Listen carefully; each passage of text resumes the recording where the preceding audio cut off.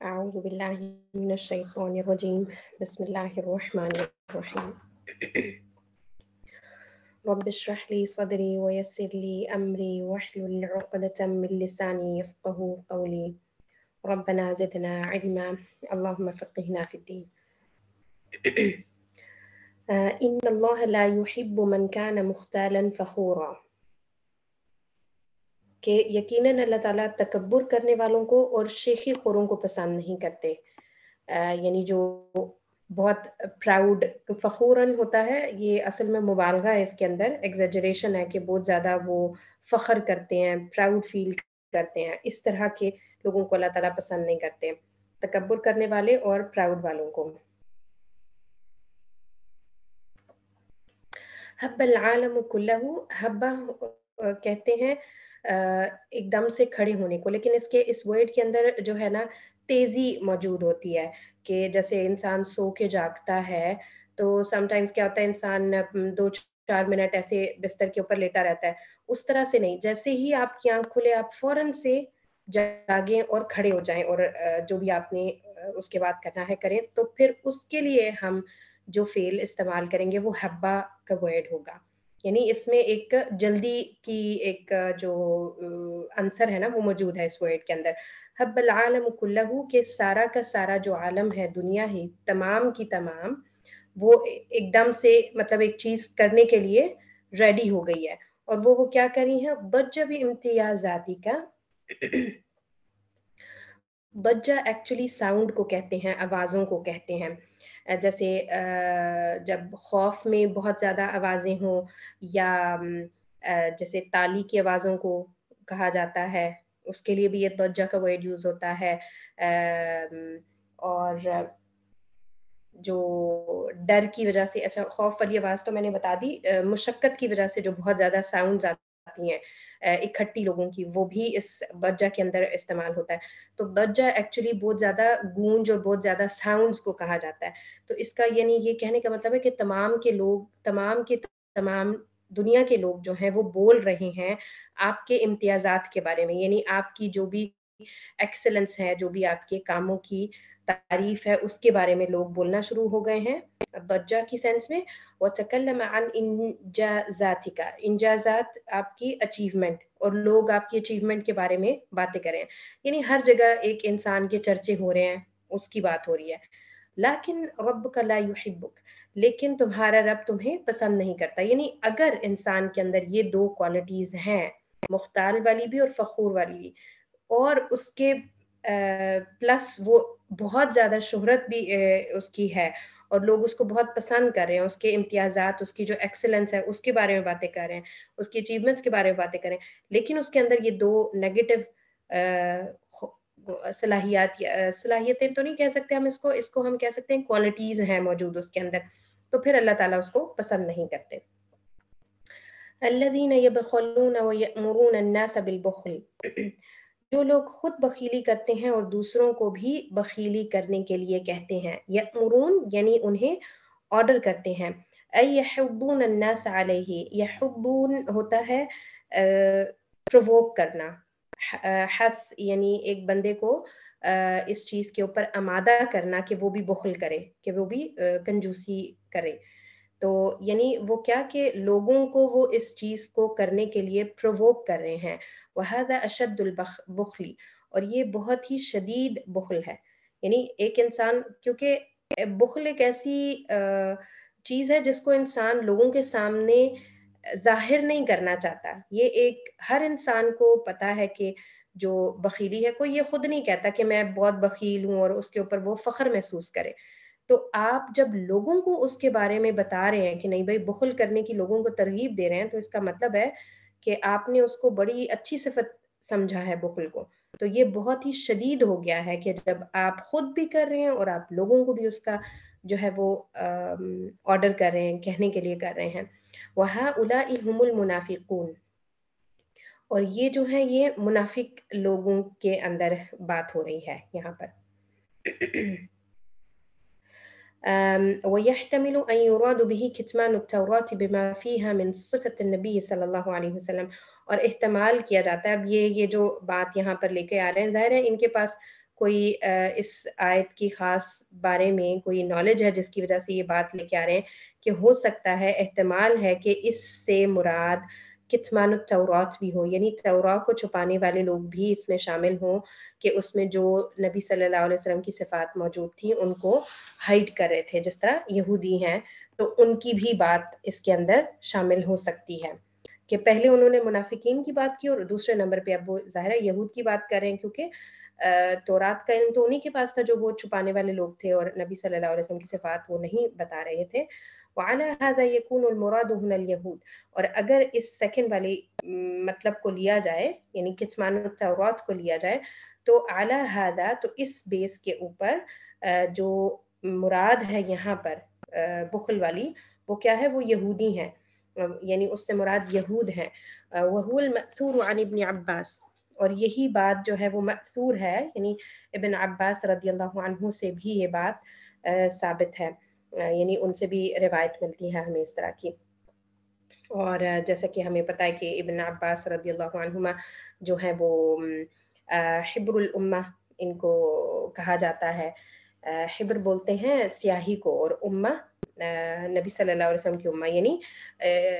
ان کے علم کی وجہ سے سیاہی جو ہے وہ آپ لکھنے کے لیے یوز کرتے ہیں، تو اس سینس میں کہ ان کا ترجمان القرآن بھی ان کو کہا جاتا ہے، تو ان کی تفسیر میں جو ہے وہ ابن عباس جو ہیں ان نے بہت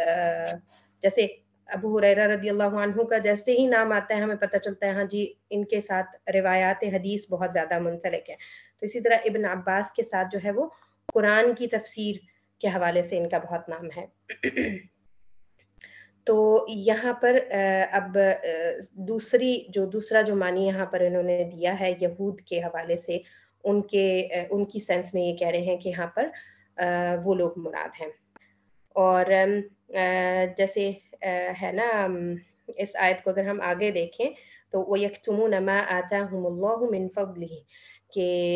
اور اللہ تعالیٰ نے جو اپنا فضل انہیں دے رکھا ہے وہ اسے چھپاتے ہیں۔ وَأَعْتَدْنَا لِلْكَافِرِينَ عَذَابًا مُهِينًا، اور ہم نے ان کافروں کے لیے ذلت کی مار تیار کر رکھی ہے، تو یعنی اللہ تعالیٰ کا فضل جو چھپا رہے ہیں تو اس سے مراد علم بھی ہو سکتا ہے، تو اس سینس میں یہ لگتا ہے کہ جیسے یہود کے حوالے سے بات ہو رہی ہے۔ تو إِنَّ اللَّهَ لَا يَظْلِمُ مِثْقَالَ ذَرَّةٍ وَإِن تَكُ حَسَنَةً يُضَاعِفْهَا،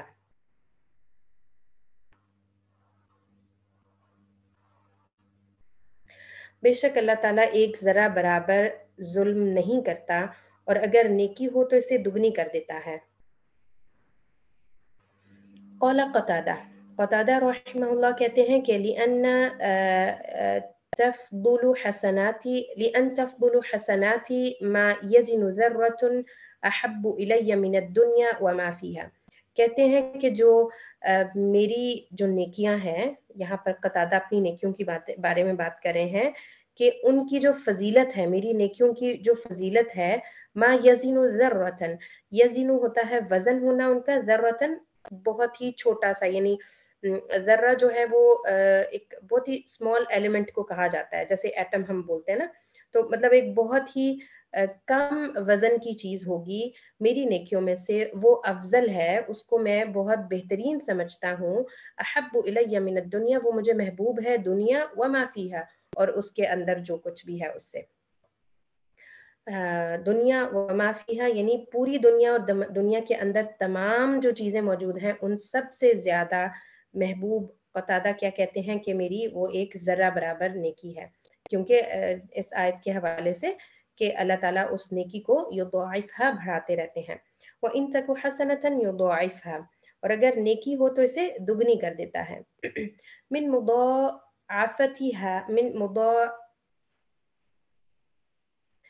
مضاعفتها نشر ثناء الناس عليها ودعائهم لصاحبها، اس کو جو نیکی کو دگنا کرنے کے حوالے سے جو اس کی یعنی وہ ایک ایگزامپل کے طور پہ دے رہے ہیں کہ نیکی جو دگنی ہوتی ہے وہ کیسے کہ نشر ثناء الناس علیہا، لوگوں کے بیچ میں اس کی تعریف ہوتی ہے، تو ظاہر ہے یہ اس تعریف کی بات ہو رہی ہے نا جو انسان خود چاہ نہیں رہا اور اس کے لیے خود کوشش بھی نہیں کر رہا، بس اللہ تعالیٰ کی طرف سے اس کی نیکی کا جو ایک چرچا ہے وہ لوگوں کے بیچ میں ہو رہا ہے۔ وَدُعَاؤُهُمْ لِصَاحِبِهَا، اور پھر جو اس کے رزلٹ میں پھر اس کو دعائیں وغیرہ مل رہی ہیں، لوگوں کو پتہ چلتا ہے تو لوگ دعائیں دیتے ہیں، تو یہ دعاؤہم لصاحبها یہ بھی نیکی کا دگنا ہونے کی طرف اشارہ ہو رہا ہے، کہ یعنی اس سے بھی انسان کو ایک فائدہ ہو رہا ہے نا، کہ اس چھوٹی سی نیکی انسان نے کی لیکن اس کی شہرت بھی ہوئی، پھر ظاہر ہے جب لوگوں کو پتہ چلا تو ہو سکتا ہے اگر وہ کوئی کام عمل کا تھا تو لوگوں نے بھی اگر اس کو دیکھ کے ہمت پکڑی اور عمل کیا تو بھی انسان کو ظاہر ہے اس چیز کا ثواب ملے گا کہ وہ کسی نے آپ کو دیکھ کے ایک نیکی سٹارٹ کی، پھر دعا بھی آپ کے لیے اس کی نیکی کی زیادتی کی حوالے سے آ جائے گی۔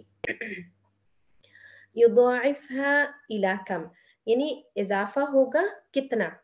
تو یعنی ایک کوشچن ہے کہ اگر اللہ تعالیٰ نے یہ کہا ہے کہ ایک نیکی ہے تو اس کو میں دگنا چگنا کروں گا تو کتنا؟ قال السعدی، تو اس میں سعدی رحمہ اللہ کہتے ہیں کہ الى عشرة امثالها الى اکثر من ذلك، 10 گناہ سے زیادہ اور اس سے بھی زیادہ، اکثر من ذلك یعنی 10 گناہ سے بھی زیادہ، بحسب حالها ونفعها وحال صاحبها اخلاصا ومحبتا وكمالا، اور یہ اکارڈنگلی ہے اس کے حال کے مطابق، یعنی جو شخص نیکی کر رہا ہے اس کے حال کے مطابق، اور اس کو جو فائدہ پہنچ رہا ہے لوگوں کو،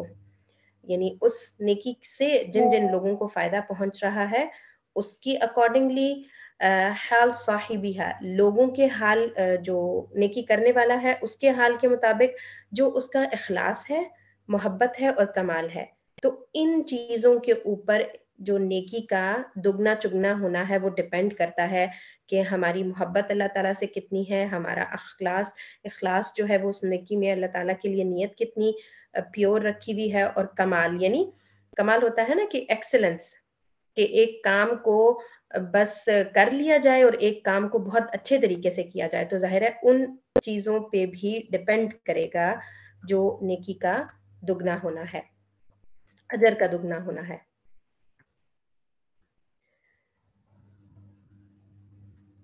وَيُؤْتِ مِن لَّدُنْهُ أَجْرًا عَظِيمًا،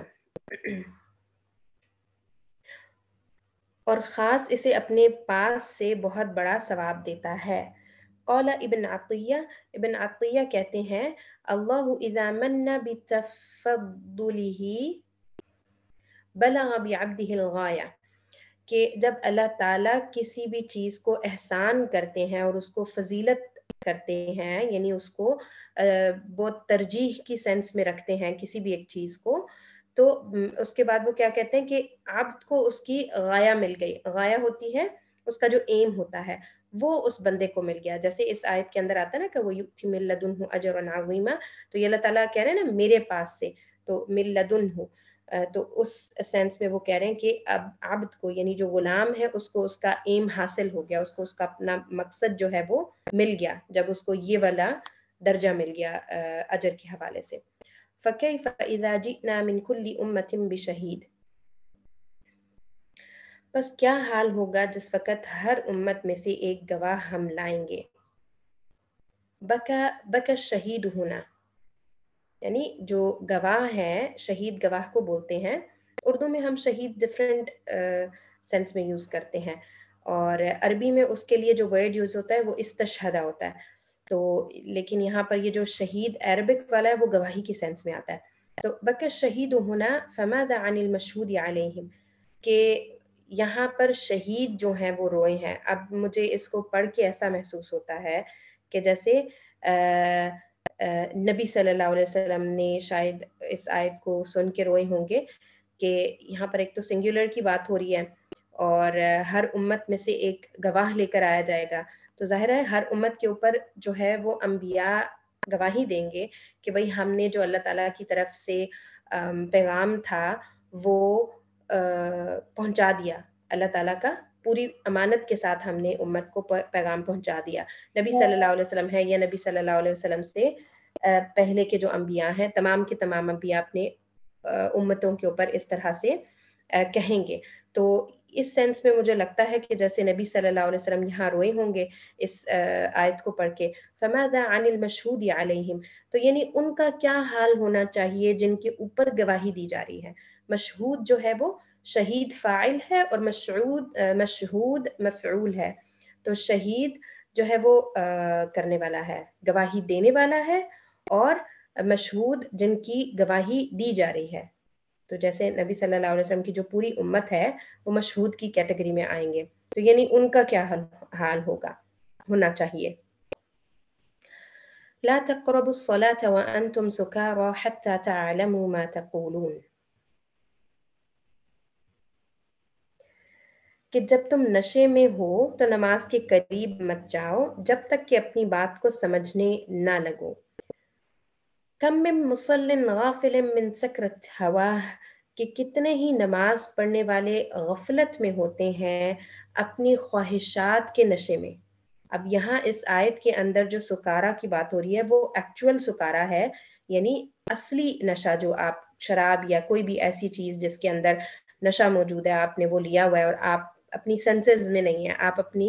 آؤٹ آف سینسز ہیں، آپ کی عقل کام نہیں کر رہی، اس چیز کی بات ہو رہی ہے. لیکن وہ اس سے تدبر کا پوائنٹ کیا لے رہے ہیں کہ بہت سارے مسلم نماز پڑھنے والے ایسے ہوتے ہیں غافل کہ وہ اپنی خواہشات کے اندر گم ہوئے ہیں، ان کی عقل ان کی خواہشات کی وجہ سے ورک نہیں کر رہی ہے. لا يعلم ما يتلوه في الصلاة، کہ وہ نہیں جانتے کہ وہ نماز میں کیا تلاوت کر رہے ہیں، کیا پڑھ رہے ہیں. لا تقربوا الصلاة وانتم سکارى، کہ نماز کے قریب مت جاؤ جب تم نشے کی حالت میں ہو. قال سعدی کہتے ہیں کہ فیہ اشارۃ الى انه ينبغي لمن اراد الصلاة، اس میں اشارہ ہے، اس میں یہ بات چھپی ہوئی ہے کہ جو بھی شخص ينبغي یعنی اس کو چاہیے، جو بھی نماز کا ارادہ کر رہا ہے اس کے لیے یہ بات ضروری ہے، اس کو چاہیے ان يقع عنه كل شاغل، کہ اس یشغل فکرہ، کہ اس سوری یقع نہیں ہے یہ یقطع ہے، ان يقطع عنه كل شاغل، کہ اس سے کٹ آف ہو جائے، یعنی اس سے دور ہو جائے ہر قسم کا وہ شغل جو کہ اس کی تھنکنگ کو ڈسٹریکٹ کر رہا ہے. یعنی اس کی کنسنٹریشن جو ہے وہ پوری کی پوری نماز کے اوپر ہونی چاہیے. اگر کوئی ایسی چیز ہے جو اس کو ڈسٹریکشن دے رہی ہے تو اس کو یقطع، اس کو وہ دور کر دے، اپنے آپ سے الگ کر دے. او لامستم النساء،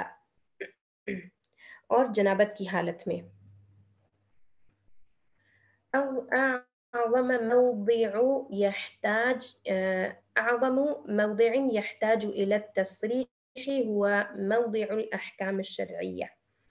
کہ سب سے بڑے جو مقامات ہیں جن کو ضرورت ہوتی ہے تصریح یعنی ایکسپلینیشن کی. تصریح جو ہے نا وہ آپ اس طرح سے کہہ سکتے ہیں کہ جس میں بہت کلیئر ورڈنگ یوز کی گئی ہو، جس سے بات کو بڑے اچھے طریقے سے سمجھا جا سکے.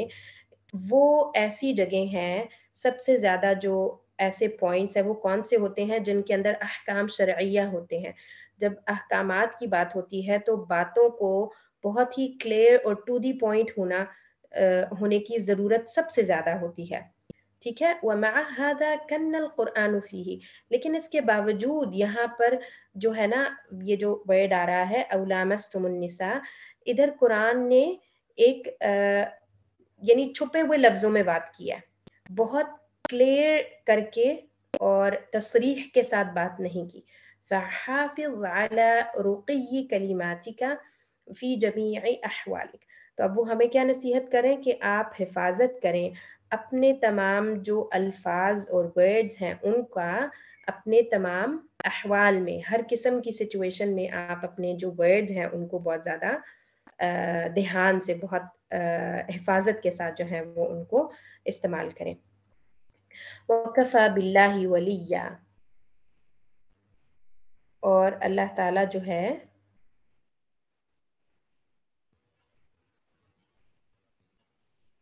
اور اللہ تعالیٰ کا دوست ہونا کافی ہے.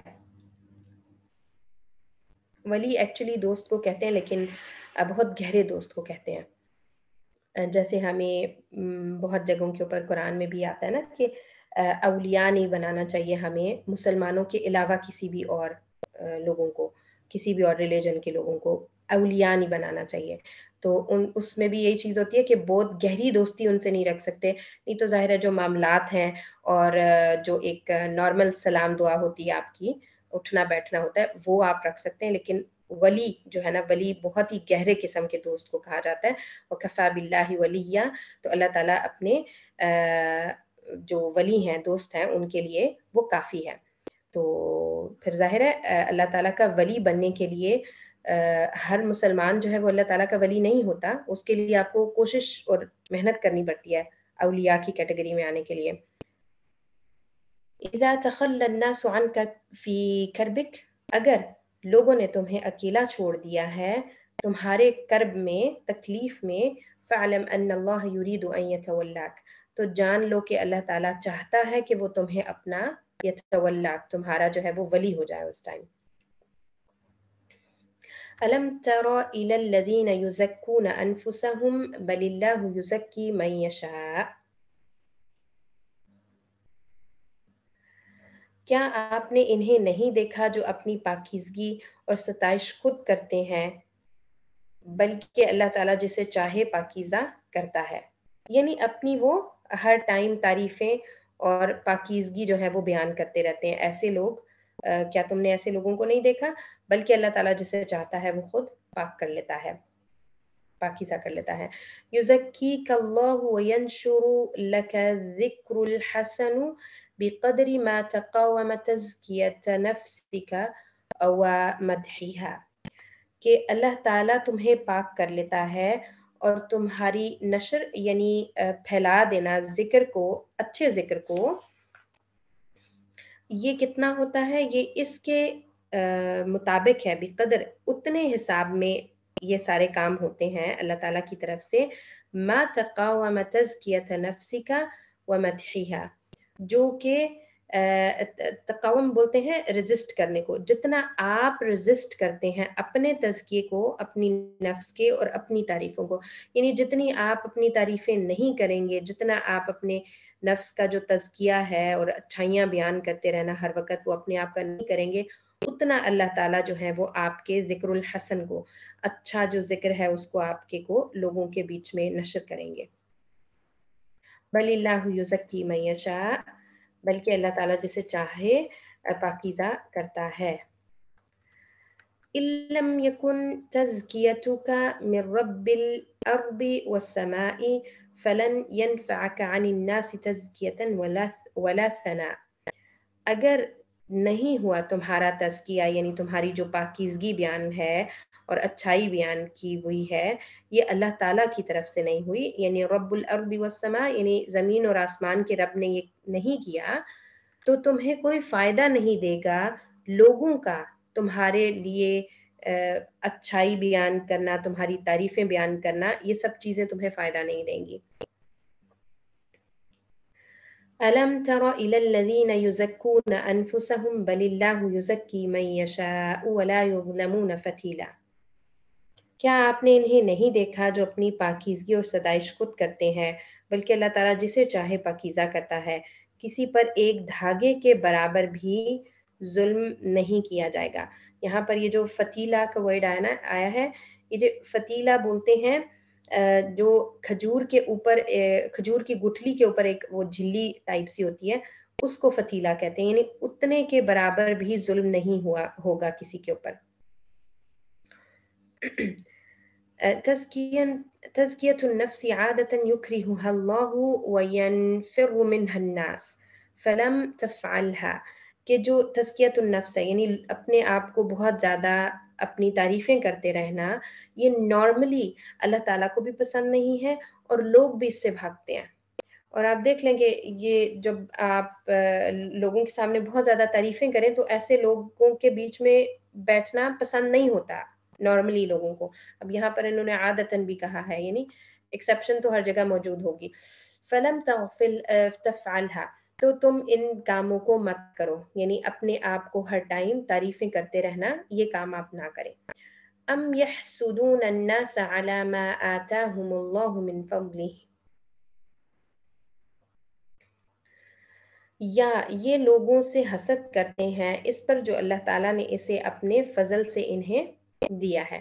یعنی کسی کو اللہ تعالیٰ نے اپنے فضل سے نوازا ہے اور اس کے اوپر یہ لوگ حسد کرتے ہیں۔ تو यहाँ पर एक्चुअली तो नबी सल्लल्लाहु अलैहि वसल्लम की नबूवत की बात है, जैसे इससे आगे है ना, फ़क़द आतैना आला दाऊद आला इब्राहीम अल किताब वल हिकमत व आतैनाहुम मुल्कन अज़ीमा, कि आल इब्राहिम को किताब और हिकमत दी और बड़ी सल्तनत अता फरमाई उनको। तो इसमें जैसे जो यहूद हैं वो भी नबी सल्लल्लाहु अलैहि वसल्लम से हसद ही था उनका कि भाई ये नेमत हमारी नस्ल में थी, बनी इसराइल में थी, तो ये बनो इस्माइल में क्यों चली गई नबूवत। तो इसमें अब ये जनरल पॉइंट ऑफ व्यू से यहाँ पर एक्सप्लेन करेंगे इसको, हसद को, कि ला तहसुद अहदन अला निअमतिन मिनन निअमी, कि नेमतों में से किसी भी एक नेमत के ऊपर आप हसद ना करें। फ़अन्त ला तअलमु माज़ा हर्रमहु अल्लाहु, तो तुम नहीं जानते कि अल्लाह ताला ने उसको किस चीज़ से महरूम रखा हुआ है। यानी हो सकता है कोई नेमत आपको नज़र आ रही है, लेकिन उसके साथ उसके पास बहुत सारी और महरूमियाँ भी हैं, तो इसलिए हसद ना करें आप किसी की नेमत को देखकर। औ असाबहु मिनन निक़मी, या फिर अल्लाह ताला ने उसको कितना निकम दिया हुआ है, यानी निकम होता है गुस्सा, अल्लाह ताला की तरफ से कितना उसके ऊपर गुस्सा है अल्लाह ताला का। الحاسد معترض على ربه لا على من حسده, यानी हासिद जो है वो एक्चुअली एतराज करने वाला होता है अपने रब के ऊपर, उस पे एतराज नहीं कर रहा होता जिससे वो हसद कर रहा है। तो क्योंकि ये अल्लाह ताला की तकदीर है, एक चीज आपने किसी के पास देखी और वो उसकी जो है वो आपको था कि भाई ये मेरे पास हो। हसद में क्योंकि ये चीज होती है ना कि इंसान ये सोचता है कि फलाने के पास जो नेमत है वो उससे छिन जाए और मुझ पे मेरे पास आ जाए, तो ये हसद है। तो इसमें इंसान क्या कर रहा होता है कि अल्लाह ताला से एतराज कर रहा है, यानी अल्लाह ताला की तकदीर है, अल्लाह ताला ने जो जो नेमतें किसी दूसरे बंदे को दी, तो इसमें रश्क जो है वो जायज है एक माल वाले शख्स के ऊपर, जैसा कि हमें हदीस से ये बात पता चलती है कि ऐसा मालदार बंदा जो हर टाइम अल्लाह ताला के रास्ते में खर्च करता रहता है, दूसरा इल्म वाला बंदा, तो इन दोनों के ऊपर रश्क जायज है कि इंसान चाहता है कि भाई उनके पास है लेकिन हमें भी मिल जाए, वो नेमतें माल मिल जाए, ताकि हम अल्लाह ताला के रास्ते में उस तरीके से खर्च करें और इल्म के हवाले से। कुल्लमा नضجت जुलूदुहुम बद्दलनाहुम जुलूदन गयरहा लियذوقوا العذاب। और फिर आगे भी एक पार्ट है आयत का कि कुल्लमा खबत ज़िदनाहुम सईरा। ओके, इसमें है कि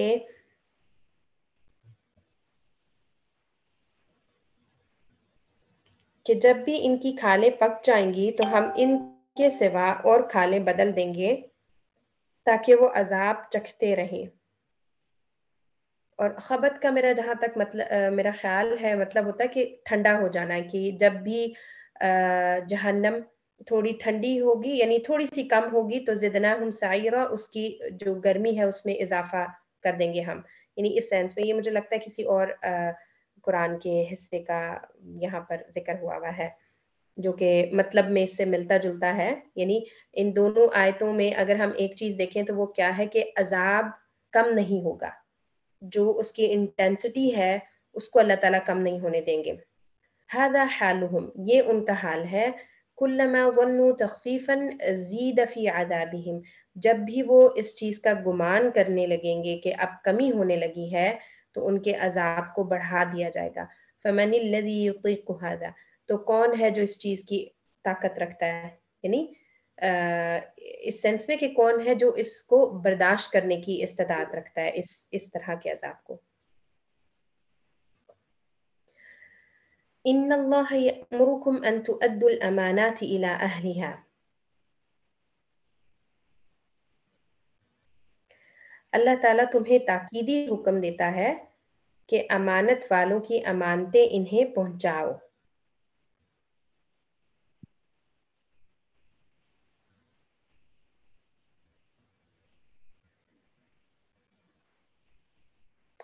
أخذ النبي صلى الله عليه وسلم مفتاح الكعبة من عثمان بن طلحة فأمره रब्बुह, कि जब नबी सल्लल्लाहु अलैहि वसल्लम ने चाबी ले ली,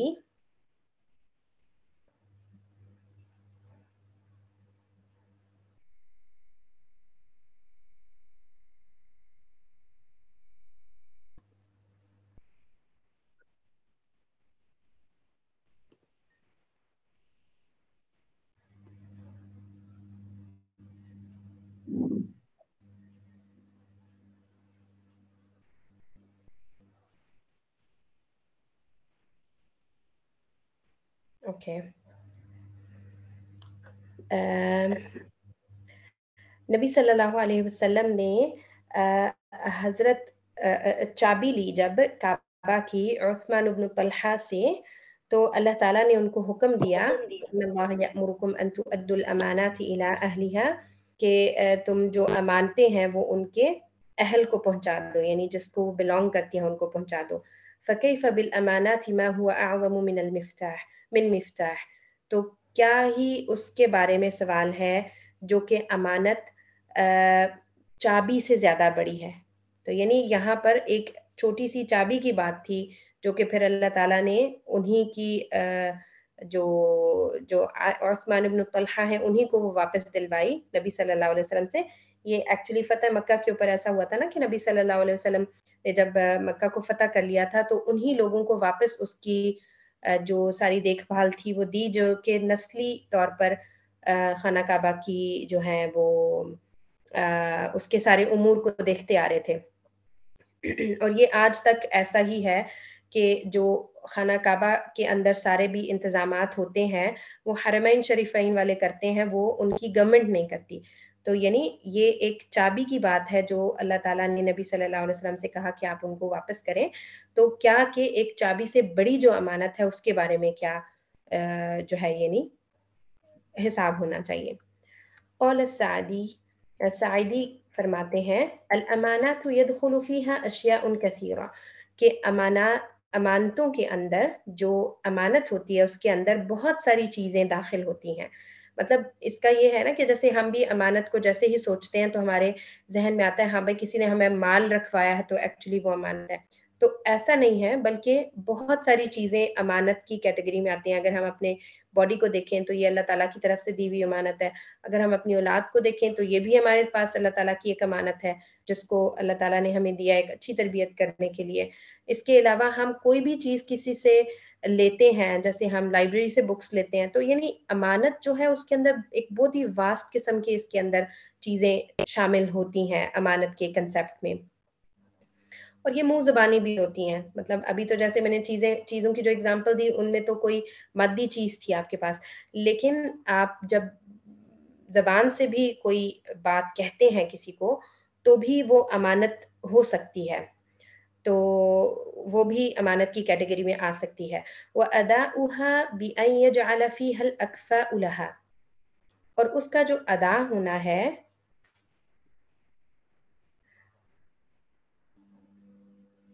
وہ اس کے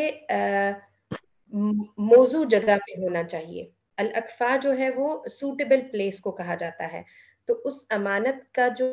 ادا کرنا ہے وہ اس کی موضوع جگہ کے اوپر ہو، جہاں اس امانت کا ادا ہونا چاہیے ایکچولی وہاں اس کو ادا کیا جائے.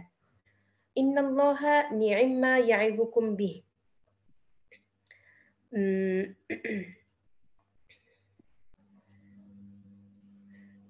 کہ بے شک وہ چیز بہتر ہے جس کی نصیحت اللہ تعالیٰ تمہیں کر رہا ہے. اعظم المواعظ مواعظ القرآن، سب سے جو بہترین نصیحتیں ہیں وہ کون سی ہیں؟ وہ قرآن کی نصیحتیں ہیں، کیونکہ قرآن جو ہے وہ اللہ تعالیٰ کا کلام ہے. اور جس طرح اس آیت کے پارٹ میں بھی یہی بات ہے نا کہ جو اللہ تعالیٰ ہمیں ایڈوائز کرے ہیں وہ سب سے نعمہ، سب سے اچھی وہی والی ہیں، سب سے بہترین وہی ہیں. تو اس طرح سے جو مواعظ القرآن ہے وہ اللہ تعالیٰ کی نصیحتیں ہیں. إذا قيل لهم تعالوا إلى ما أنزل الله وإلى الرسول رأيت المنافقين يصدون.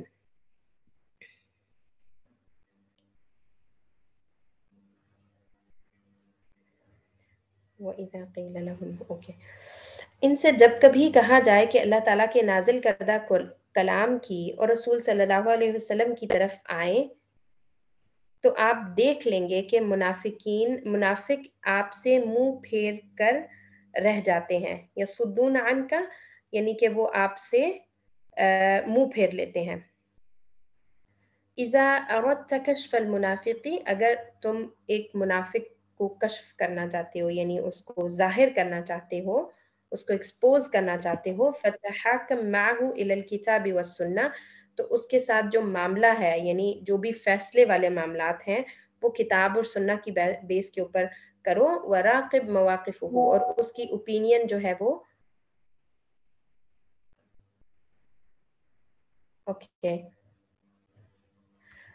اس کی اوپینین پھر دیکھو. راقب یعنی پھر چیک کرو موقفہ، اس اوپینین کو. تو یہاں پر یہ چیز آپ دیکھیں کہ جیسے یہاں پر تو انہوں نے اس تدبر کے پوائنٹ میں یہ چیز دیکھی ہے نا کہ اگر آپ منافق کو کشف کرنا چاہتے ہیں، اس کو ایکسپوز کرنا چاہتے ہیں، لیکن اس میں جب اس کو پڑھی تھی تو میں یہی سوچ رہی تھی کہ ہم اس کو اپنے لیے بھی تو دیکھ سکتے ہیں کہ جب اللہ اور اس کے رسول کا کوئی بھی حکم آتا ہے تو ہماری اوپینین اس کے لیے کیا ہوتی ہے.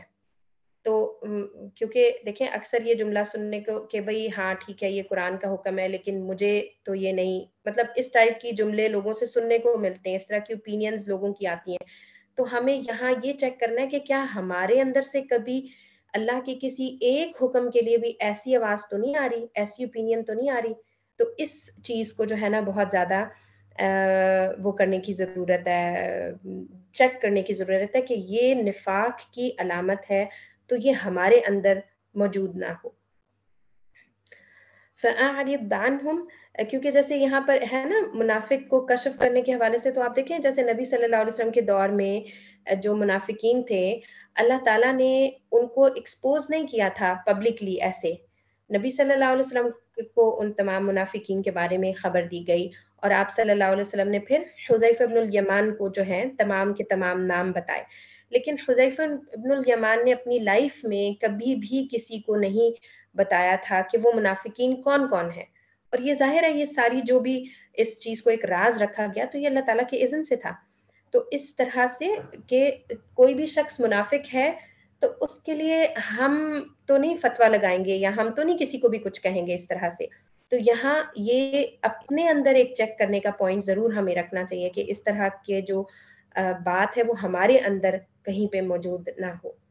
فَأَعْرِضْ عَنْهُمْ وَعِظْهُمْ وَقُلْ لَهُمْ فِي أَنفُسِهِمْ قَوْلًا بَلِيغًا.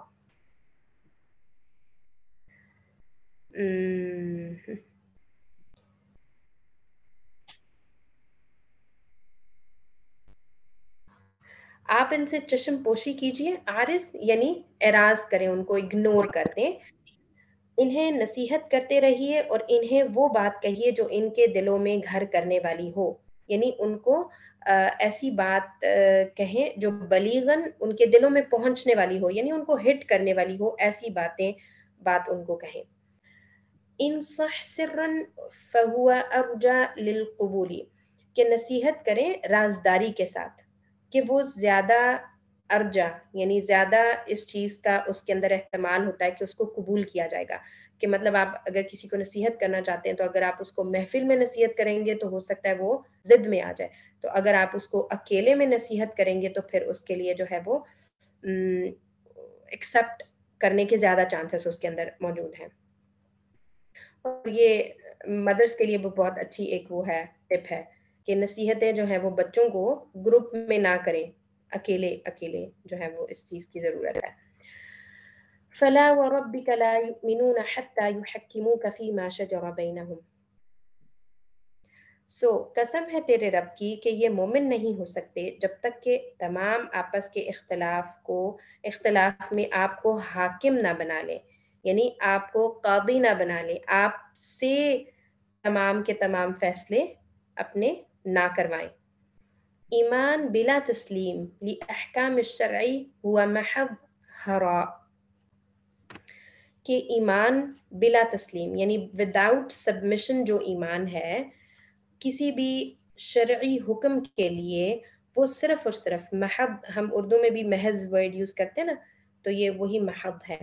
کہ وہ صرف اور صرف بڑبڑانا ہے. یعنی وہ آپ نے ایک جملہ ہے جو بول دیا ایمان کے لیے، اشہد ان لا الہ الا اللہ و اشہد ان محمدن عبدہ و رسولہ، اگر اس کے اندر تسلیم نہیں ہے، سبمیشن نہیں ہے احکام الشرع کی، کہ جو بھی حکم شرعی ہے آپ اس کے لیے سبمٹ کر دیں، ہاں جی ہم نے تمام مان لیے. ثم لا يجدوا في أنفسهم حرجا مما قضيت ويسلموا تسليما. پھر جو فیصلے آپ ان میں کر دیں ان سے اپنے دل میں اور کسی طرح کی تنگی اور ناخوشی نہ پائیں اور فرمانبرداری کے ساتھ اس کو قبول کر لیں. الاستقامت لا تعنی فقط فعل الطاعت. جو استقامت ہوتی ہے اس کا یہ مطلب نہیں ہوتا کہ تمام کے تمام جو ہے وہ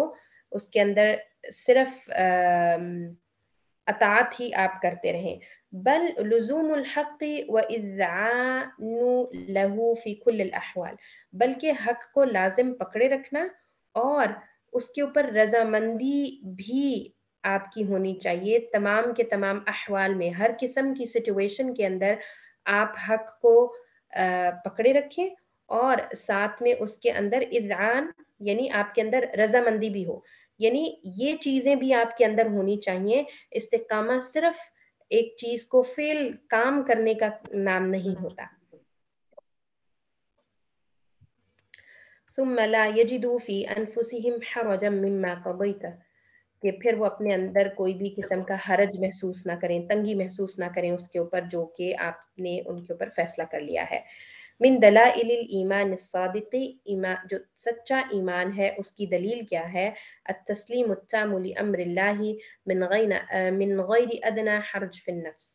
کہ تسلیم تام ٹوٹل سبمشن ہے آپ کی اللہ تعالیٰ کے حکم کے لیے، اس کے کہ اس کے اندر جو آپ کی سبمشن ہو رہی ہے اور جو آپ نے تسلیم خم کیا ہے اپنے آپ کو، اس کے اندر ایک ادنا لیول کی بھی، ایک بہت چھوٹے لیول کی بھی حرج محسوس نہ ہو، تنگی محسوس نہ ہو آپ کو اپنے جو نفس ہے اس کے اندر تنگی یا ناخوشی. حرج کا میننگ ہے. وَلَوْ أَنَّهُمْ فَعَلُوا مَا يُوعَظُونَ بِهِ لَكَانَ خَيْرًا لَهُمْ وَأَشَدَّ تَثْبِيتًا.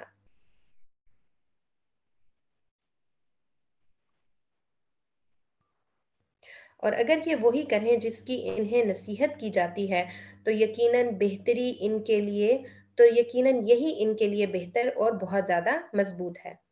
اشد تثبیتا یعنی بہت تثبیت کے لیے، اسٹرانگ ہونے کے لیے بہت اچھا ہے اور بہتر ہے. خیر لہم. فعل المواعظ وتنفيذها من اہم اسباب الثبات على الحق، کہ حق کے اوپر ثابت رہنے کے لیے، حق کے اوپر آپ کو جمع رکھے، وہ اس کے اسباب میں سے، اس کی ریزنز میں سے ایک سب سے جو اہم ریزن ہے وہ کیا ہے کہ آپ مواعظ کے اوپر فیل کریں، یعنی آپ کو جو بھی نصیحت کی جا رہی ہے آپ وہ کریں، اور اس کی تنفیذ بھی ایکچولی یہی ہوتا ہے کہ اس کو اس کی اپلیکیشن کریں اس سینس میں. وَلَوْ أَنَّهُمْ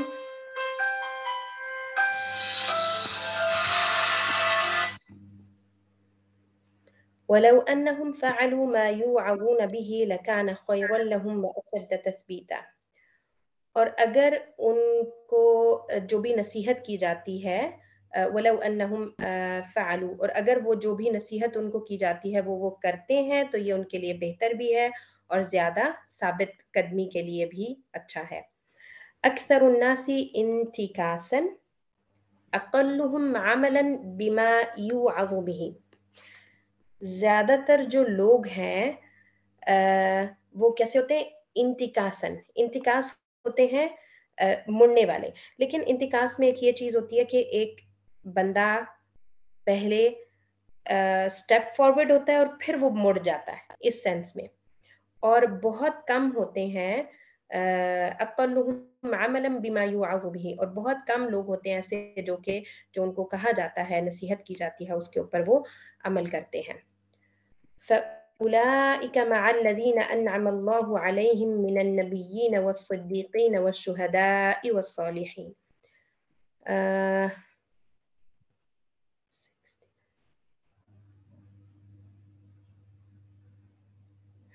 وہ ان لوگوں کے ساتھ